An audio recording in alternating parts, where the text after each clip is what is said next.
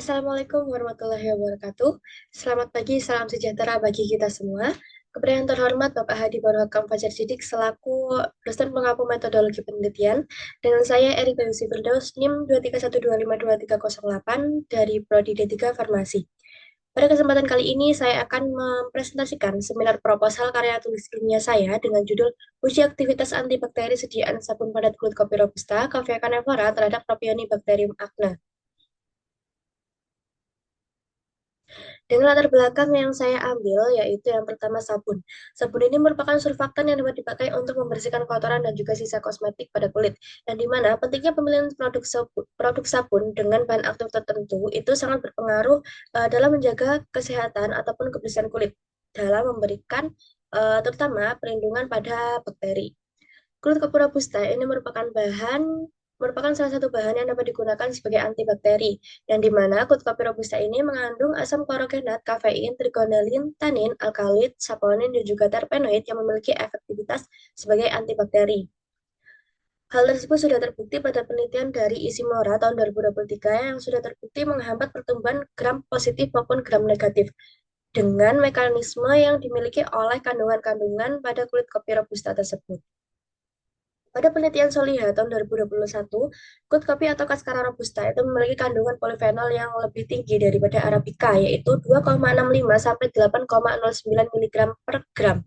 Yang dimana kandungan polifenol sendiri itu sangat berpengaruh penting dalam aktivitas antibakterinya yang didukung dengan kandungan-kandungan yang lainnya seperti asam kuinat, asam malat, tanin, asam hidrosinamik, dan juga kafein yang memiliki sifat antibakteri eh, dengan dibuktikan aktivitasnya pada pertumbuhan Escherichia coli.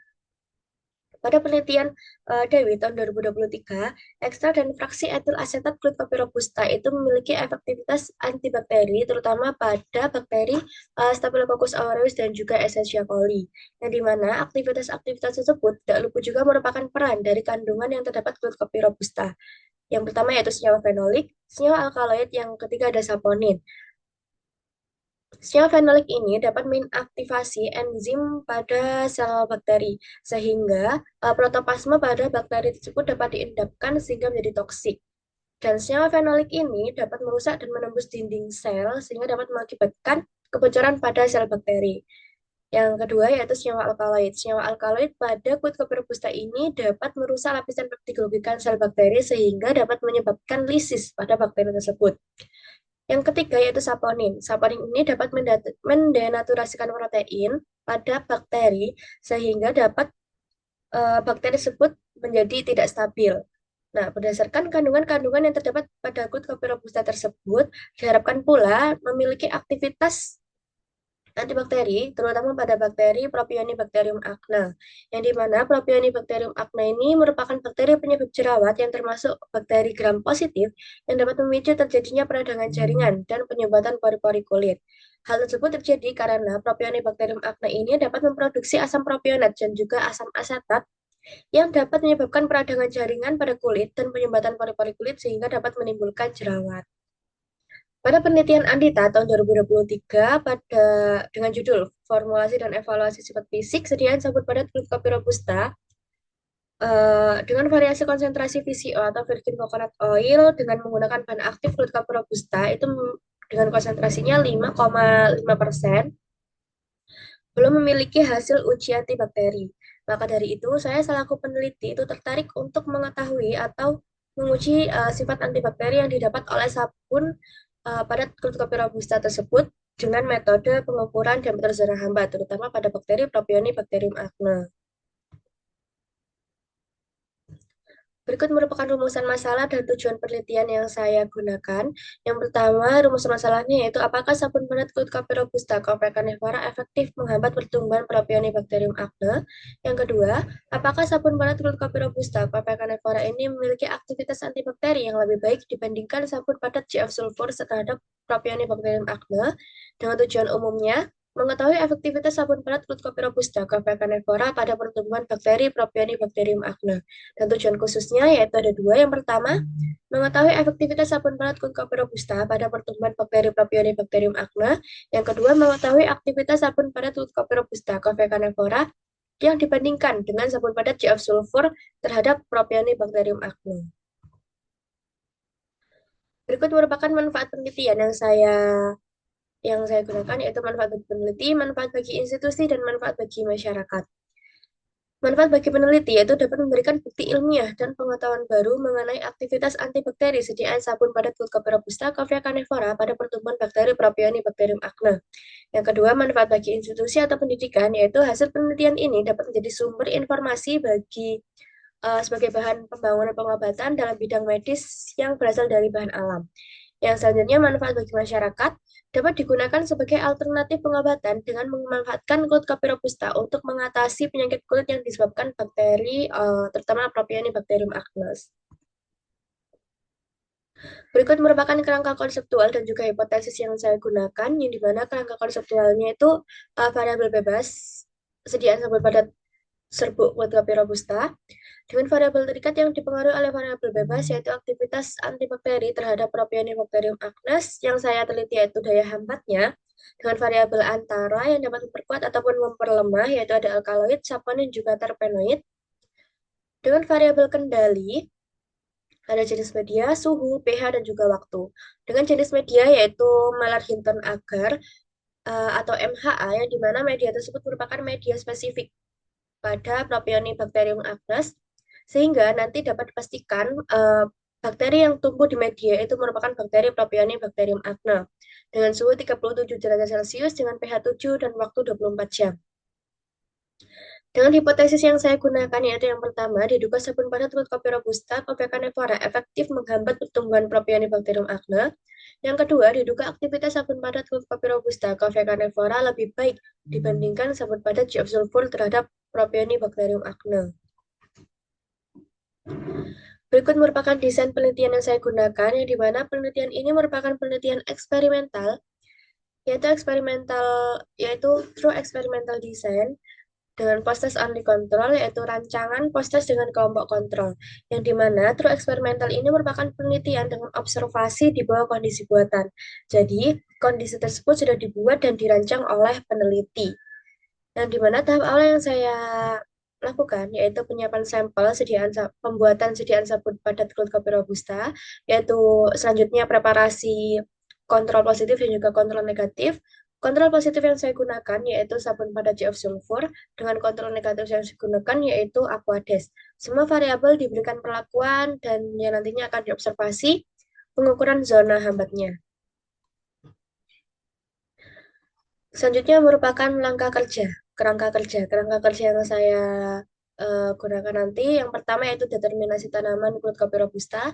Yang kedua, penyiapan sampel dan pembuatan simplisia kulit kopi robusta sekaligus dengan uji metabolit sekundernya, uji alkaloid, sabun dan juga terpenoid, lalu pembuatan sediaan sabun padat, lalu preparasi untuk uji antibakterinya, yaitu proses sterilisasi alat dan bahan, pembuatan media Na dan MHA, permajaan bakteri, lalu pembuatan larutan MC-Farla 0,5, dan pembuatan suspensi bakteri.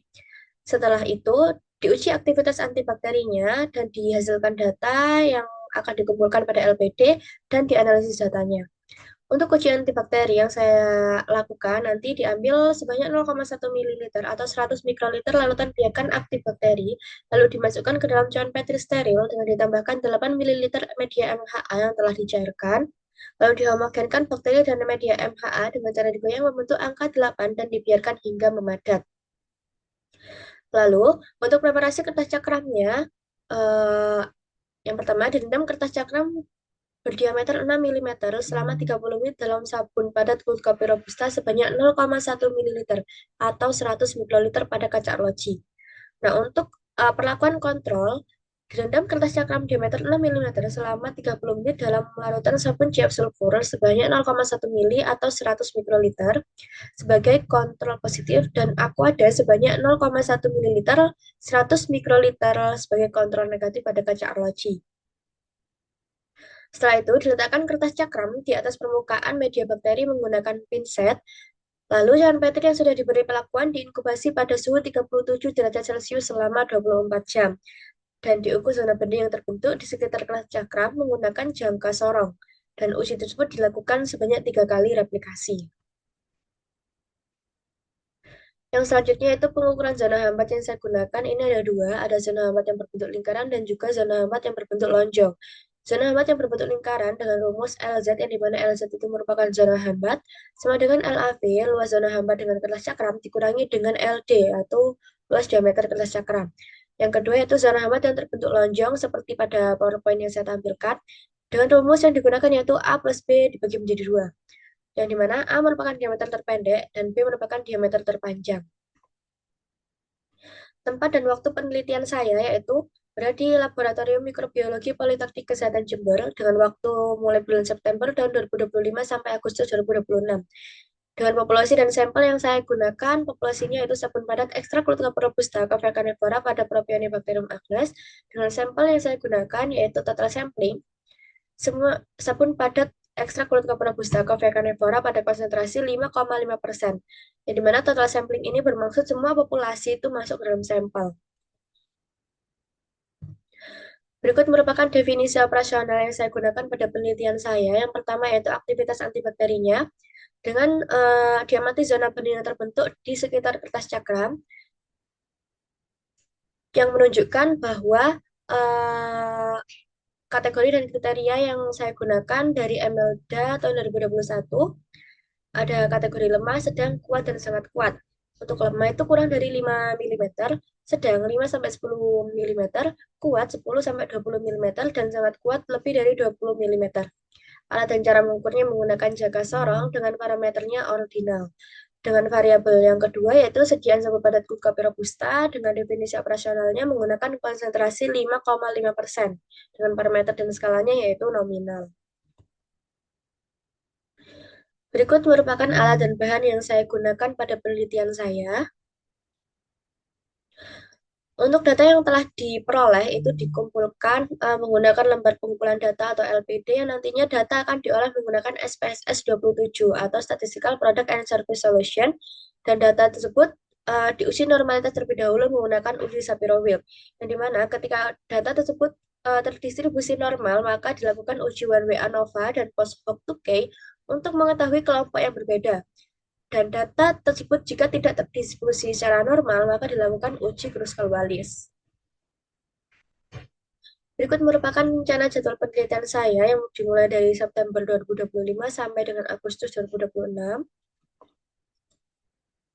Berikut merupakan lampiran yang saya lampirkan. Yang pertama ada determinasi tanaman yang sudah dilakukan pada UPT Laboratorium Herbal Materia Medica Batu, dan juga lembar pengumpulan data yang saya gunakan sebagai instrumen pengumpulan data saya. Berikut merupakan daftar pustaka yang saya gunakan sebagai acuan. Baik, saya ucapkan terima kasih. Mohon maaf apabila ada salah kata. Eh, Terima kasih kepada Bapak Hadi. Wassalamualaikum warahmatullahi wabarakatuh.